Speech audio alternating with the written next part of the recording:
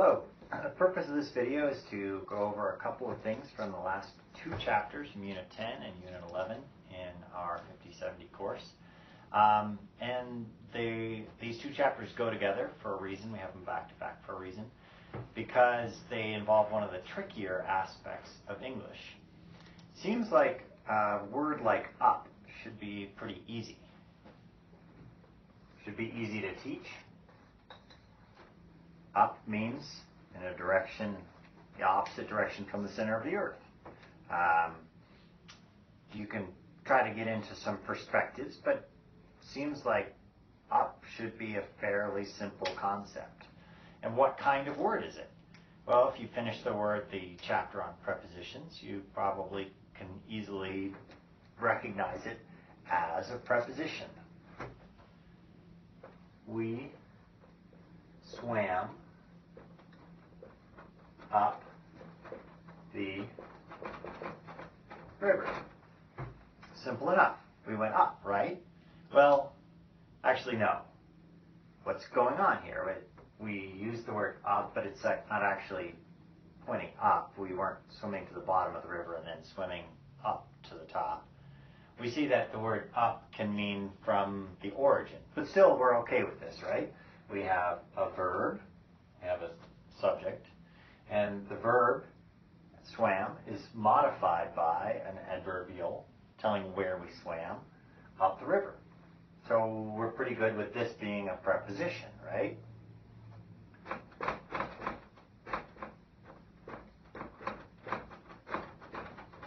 How about here? He looked up. Well, still, I think most learners are going to be pretty quick to grasp the meaning of this phrase. He looked up. Again, we're looking pretty good. We're figuring out where the direction. And can we say this is a preposition? We could, if it was followed by up the road. We'd have a nice prepositional phrase, or even he looked up the river. But there's no phrase afterwards. It seems like we've just got a single word that tells where someone looked.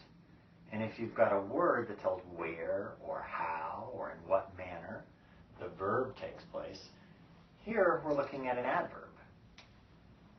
Well, all right. So we've got prepositions,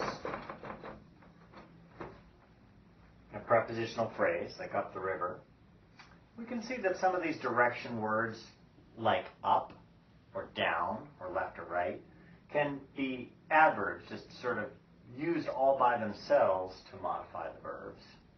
And our learners are probably going to not have too hard a time with these phrases.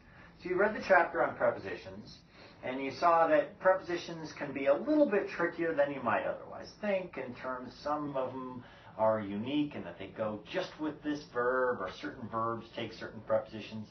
Those take time, but that's all good, right? How about he looked up her address. Now, if we look at the sentence, he looked up her address, this loses all of its meaning for direction. It doesn't tell anything about coming from one direction of a river, doesn't say up, the opposite of gravity. It really seems to have no relationship to up or down or left or right or forward or backwards. Up her address. In fact, the word up doesn't seem to go along with her address at all.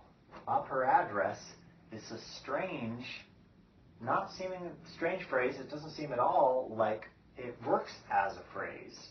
Her address works nicely as a noun phrase, but this up in this case doesn't seem at all like a preposition. What does up change? It doesn't go along with the address. Give us any information of that. Let's take a look at what's happening with the verb here.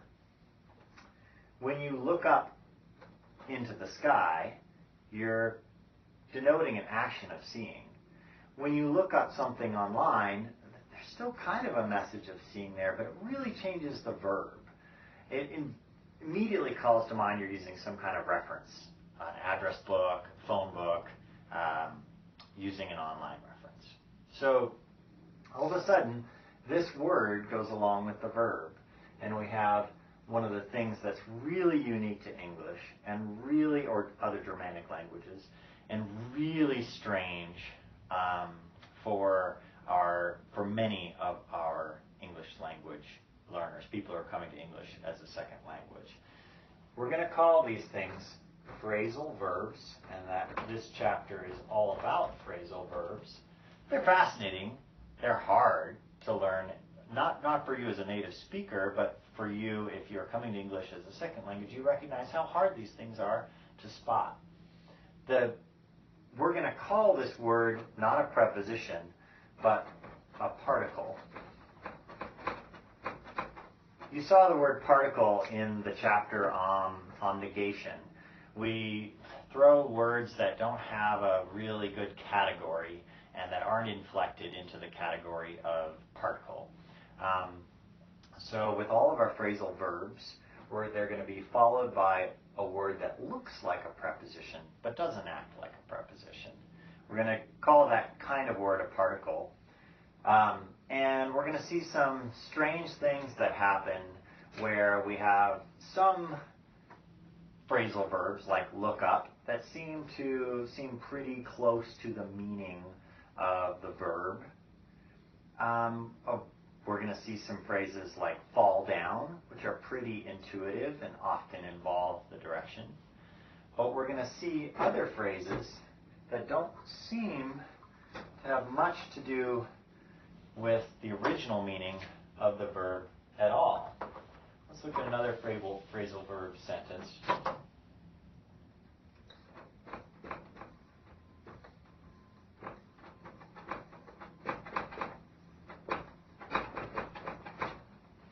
Now, if I said, she ran up the hill, you're pretty clear that someone is running. That's pretty close to the meaning of the word.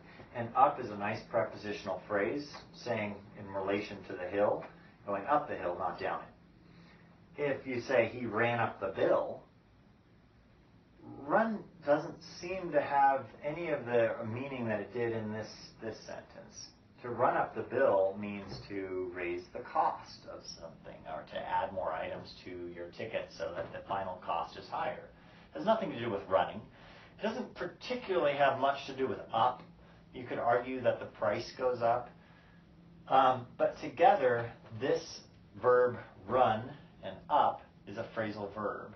And we can usually substitute another verb or another phrase in English, but we have these unique little phrases like run up, throw away, or fall down, where we have a preposition-looking word that's not a preposition going along with a verb and changing the meaning entirely into something else. How do you know whether it's a prepositional phrase and a verb, or whether you're dealing with, like this, she ran up the hill, or whether you're dealing with a phrasal verb? Well, sometimes it's pretty easy to spot because up the bill doesn't seem to make sense as a prepositional phrase. This particle doesn't go along with the object here. But sometimes it's a little harder. You can employ a kind of a Yoda test and try fronting whatever comes after the phrasal verb or whatever comes after the verb.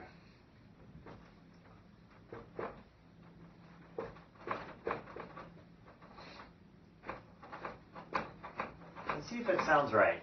Up the hill we ran. Sounds right. Sounds like a pretty common nursery rhyme. Up the hill to fetch a pail of water. It sounds okay. It's a little bit like what Yoda would do, sort of sticking the thing at the end of the sentence under the beginning.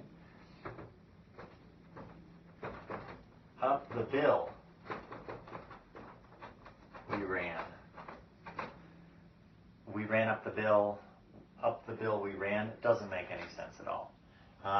So that helps us tell that run up is a phrasal verb, and this doesn't work. When it can be, when the thing that we're looking at, that we're wondering whether it's a prepositional phrase or part of a phrasal verb, can flip to the front, then we know for sure that, or we're pretty sure that it's a prepositional phrase and not a phrasal verb. The other test you can do is usually phrasal verbs can be replaced. So instead of the phrasal verb throw away, you can usually think of another verb that goes along with it. To discard. And this might tell us something a little bit about register.